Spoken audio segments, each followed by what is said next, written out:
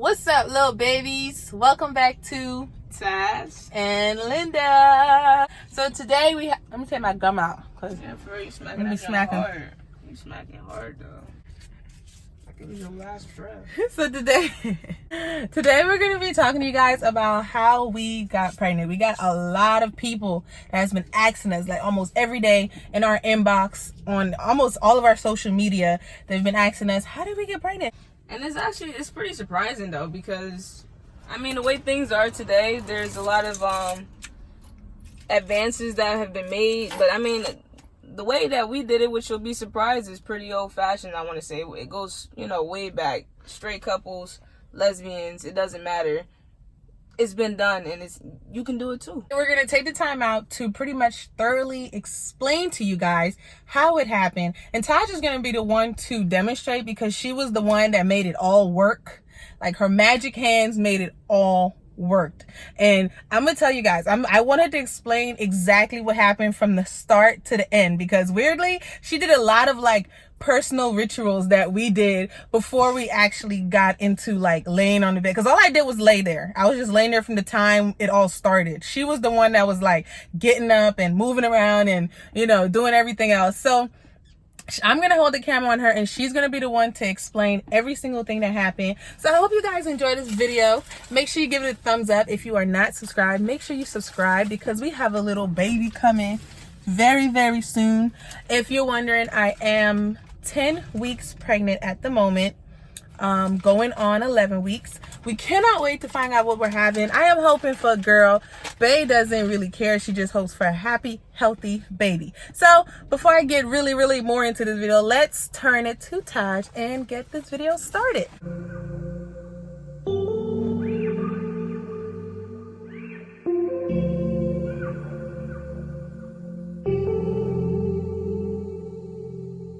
September we met.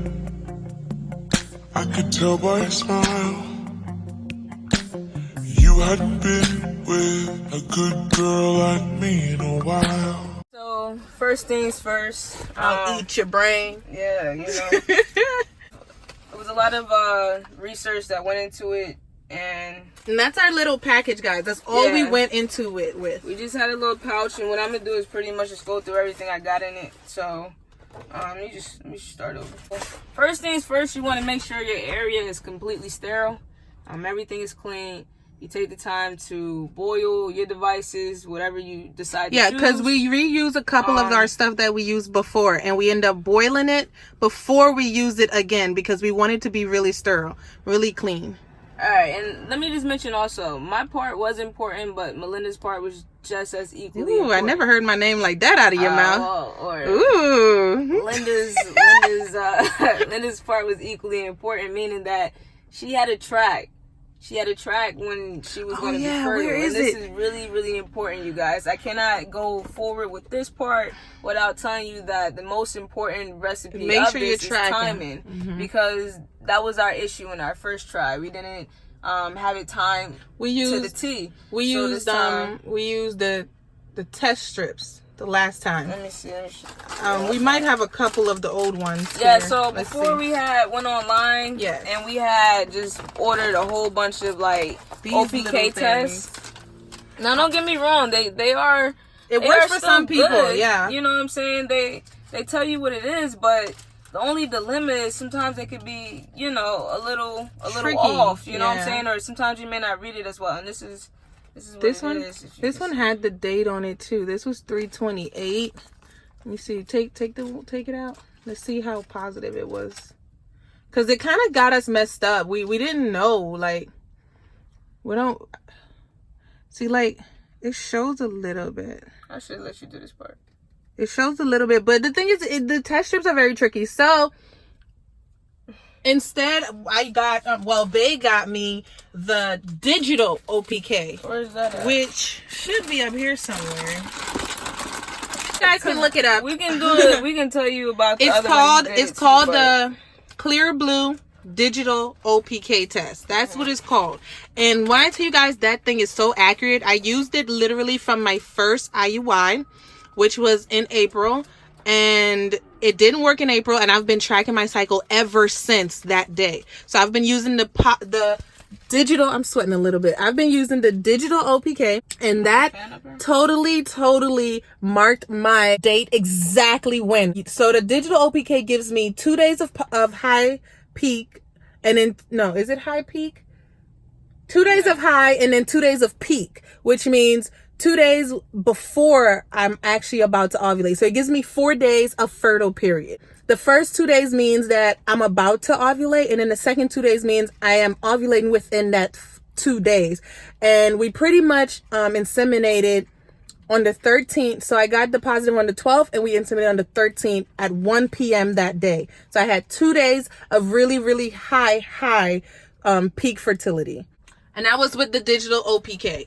Correct. So make sure the OPK test was really a relief for us because it helped us pinpoint exactly when we were set to go and right when we were in that window, so we were able to, like she said, get the sample in the right time frame and actually inseminate. I'll tell them exactly what happened before we even got to this point. So even before the insemination, I tried to switch it up from what we did the last time, because the last time I want to say the energy, it was not there. It wasn't really there, meaning that, I mean, me personally, I wasn't all the way there because, I wasn't working and everything else. And Linda actually called me on my break and she was like, hey, it's time.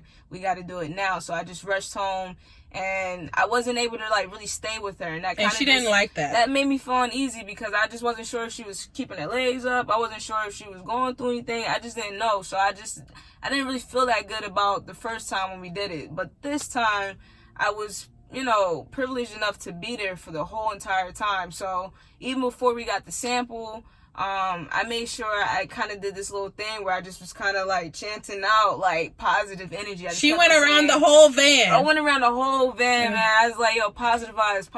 And it was cold that day. And I just kept on saying it. And I just walked around this van like 6 times. I don't know. But either way, when I came back in, I just looked at Linda and I even just went over her and sprinkling my fingers with her and just saying, yo, positive vibes. That was I think. So make sure you guys, before you get into doing it, make sure you have good energy between you and your partner. You want it to be entering your body with really positive energy. Correct. You want to let out positive, because they say you let out positivity, you get positivity. You let out negativity, you get negativity. Correct. I was already really positive and excited about it, and with that, I just really felt good. But to top it off, even what I was wearing that day, I feel had something to do with it. The fit was blessed from, past people, and I'm just that energy just felt like it flew through everything. I don't know. It's just everything just kind of came together, and it just. She had on her late uncle's jacket on.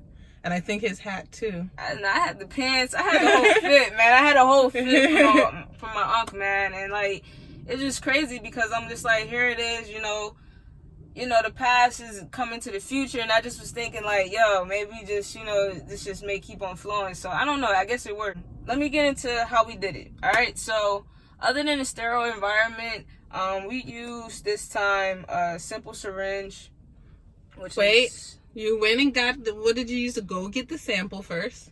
Because we're not there yet. All right, well, let me go back. Yeah. So first after you did your chant.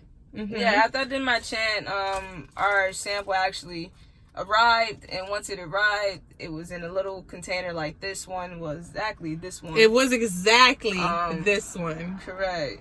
That was the sample. And I tell you, man, my guy, he gave us this. We did not have a lot, guys. We did not have a much, so it proves that you don't need a lot. Much. You only need one. But this is all we had. We just had that. It wasn't even filled to it was literally a little bit. It was a little bit. So we got which was sample. Still fine. It was still perfectly fine. We did not judge him or anything like that. You don't want to make whoever is donating to you or whoever is helping you through your process, you don't want to make them feel uncomfortable or they're, ungrateful for what they're doing for you. So make sure you guys don't, pressure them like they have to do it. He gave us a reasonable amount, just enough obviously to get the job done. So it shows you don't really need too much. But either way, we got the sample. It was nice and warm. We held it there and let it just do a little bit more thawing right before we had put it in. Okay, 15 minutes prior to the sample even showing up, Linda had inserted what we which I think was really helpful. Yes, pre-seed. We think that definitely That was the helped. first step. I'm sorry. So this was the first thing we did. We used a pre-seed. When our sample text that it was on its way, we put this in, and that was like about 15 minutes before. I'm assuming, but I think it was less personally. Yeah, I think it was. I think it was less than 15 maybe like minutes. 9 minutes before. Yeah, because even after he brought the sample, we didn't know how long the sample was in the container. Because a lot of people are going to ask us, how long does fresh sperm stay alive? The thing is, we didn't know how long it was in that container before it came to us. We know that he texted us when he said he was on the way, but it was already in the container when he was on the way because we were parked really close to him. So he just pretty much came and went into the car and brought it to us in the container already. So I want you guys to know that. And then after that, me and Taj was not sure if we should leave it in the container longer because, you know, sometimes you have to let it sit, you know, before you put it in the syringe and put it inside of you. So we didn't know. So, but we waited like a minute before we did it because Tasha was pretty still warm. I didn't touch it. I didn't do anything. It was all warm. Yeah, so we waited like a minute before, but yeah, she's gonna continue. All right, so do we go back to pre-seed or are we done with pre-seed? Yeah, go back to pre-seed. All right, so pre-seed was fairly simple. They come with these little syringes that pretty much allow you to suction up, or well, you insert the end of the bottle here, and then you just pull up. You could show. You don't have to pull it. It's developed by doctors and used by fertility clinics. Now, this gives you a lot, guys, but on the box, it'll let you know how much to take up, but you don't have to pull it up. So yeah, we had used about, I think we used it all pretty much. We filled it. We filled it to like 3, I think. Yeah. Let me see the top. top. The 3 mark. Yeah. No, pull it up. Yeah, to the 3 and 9. Yep, right there. So yeah, we did about 3. Which you see all of that? That's a lot. And these are all pretty much going to allow you to assist your sperm when it's inside, you know. So help it swim. Meet the egg. And guys, when I tell you, a lot of people have had success with pre-seed. Even straight couples, they use it also when they're trying to get pregnant. Lesbian couples, almost every couple is using them. And I'm telling you, that thing, I think it works great because in a woman's body, I don't know if you guys notice, our body pretty much kills off unwanted stuff that enters our body. So it makes it harder for the sperm to survive inside of you. And that's why a lot of people, you know, they'll have sex and they'll try to get pregnant. They won't, because sometimes your own body can kill off the sperm before it makes it to the egg. So you guys have to keep that in mind. But the pre-seed helps keep it flowing pretty much till it gets to the egg. So just want to let you guys know that's why we think pre-seed also helped in making this all work. And like it says on the box, it's clinically shown to be fertility friendly. It helps support sperm quality, and it mimics your own fertile fluids, which is really important. Your fertile fluids for women, especially who aren't as don't have as much. Yeah.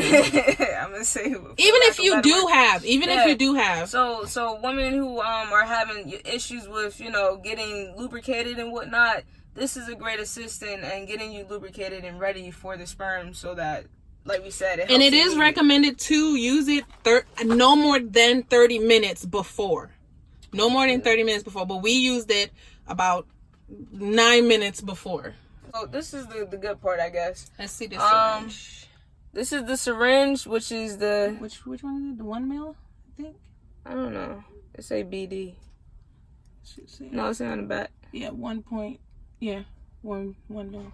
So this is the 1.0 mil. ml. So pretty much what happened was, once we had the sample... And guys, you can order it from Amazon.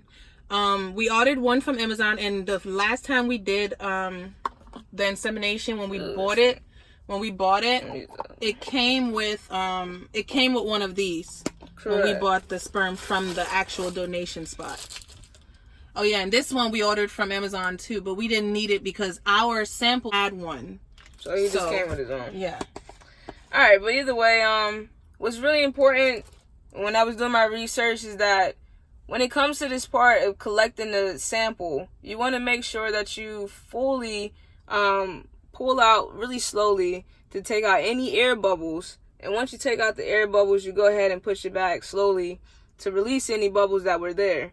And then at that point, it's the time for you to go into the sample and take your time. I mean, take your time. Open it and show them. And by the way, if you're going to reuse these and wash these, make sure you do it like the day before or like an hour before, because it is going to be some water left in it, and you don't want water in there because it might kill off the sperm. You don't want anything in there. You want it dried and sterile. All right, so Linda actually helped me in this part because she held the bottom, but... Yes, so I'll show you guys exactly what happened. So I was holding the bottle.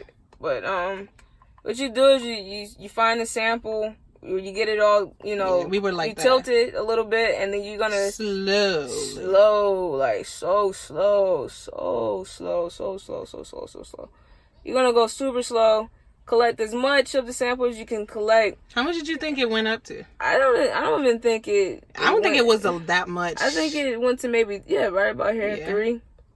So like 0.3, we had made it, and then all I did was pretty much Linda had her legs already set.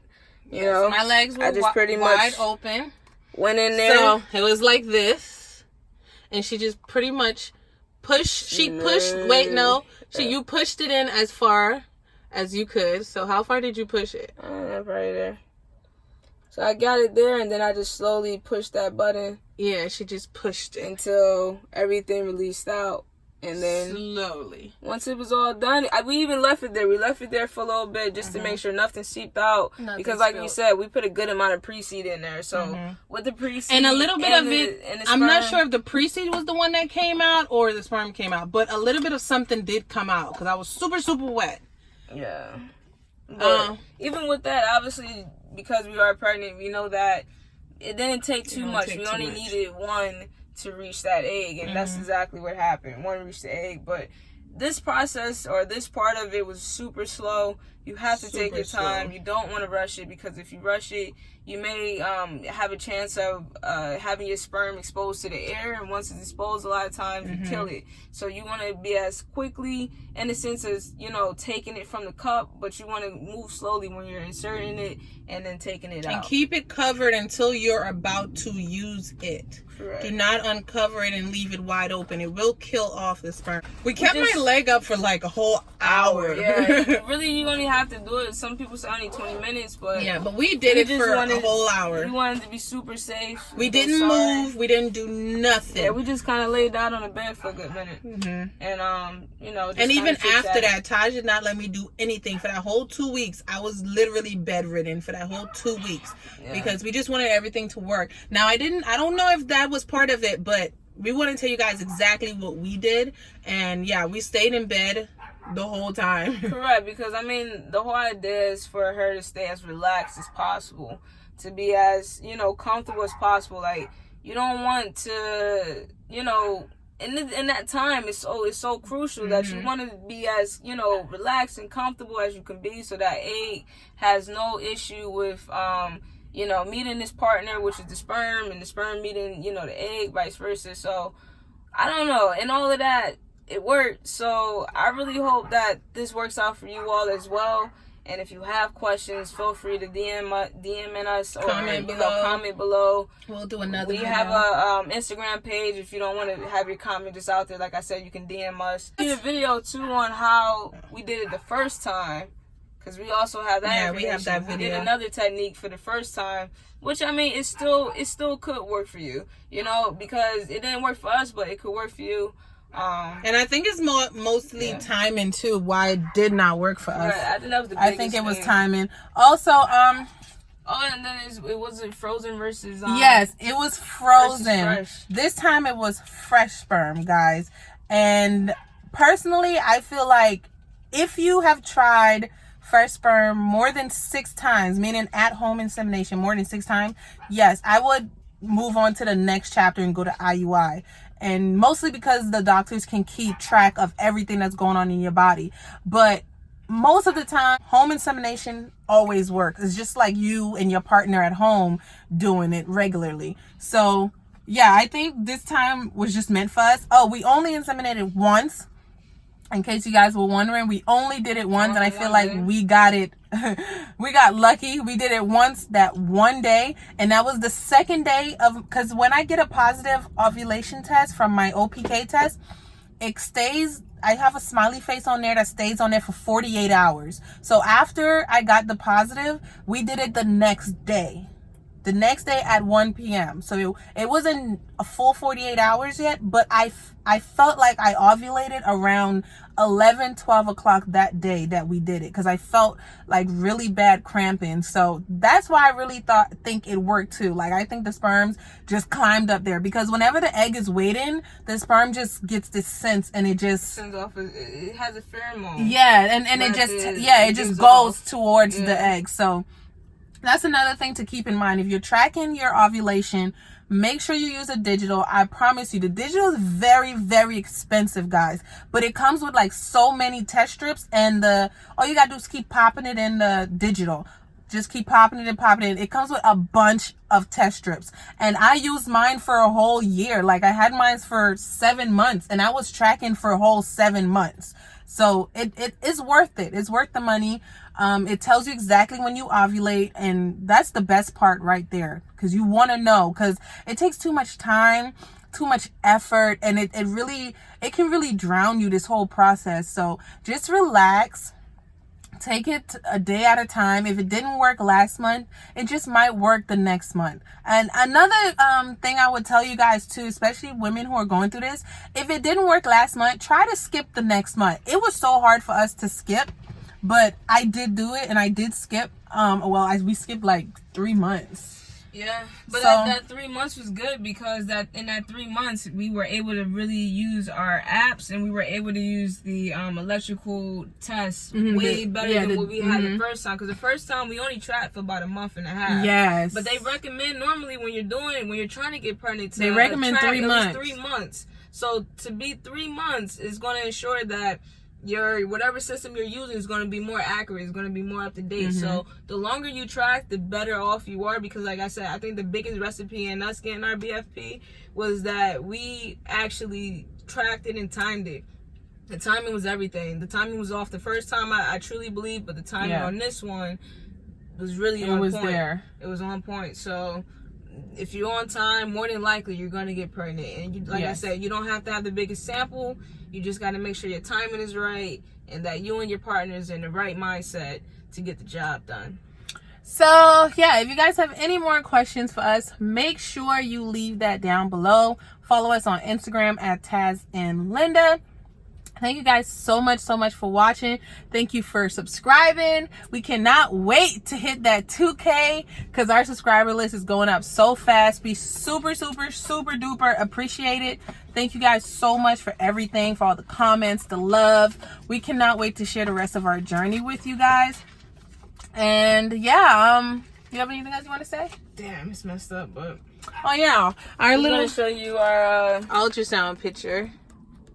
Look at that baby. This is at 7 weeks too, by the way. That was at 7 weeks. And the heartbeat was 143 beats per minute. And what is that, y'all? 143. It means I love you. Thank you guys so much for watching. Make sure you like, comment, and subscribe. Thank you so much. And we'll see you little babies later. Peace.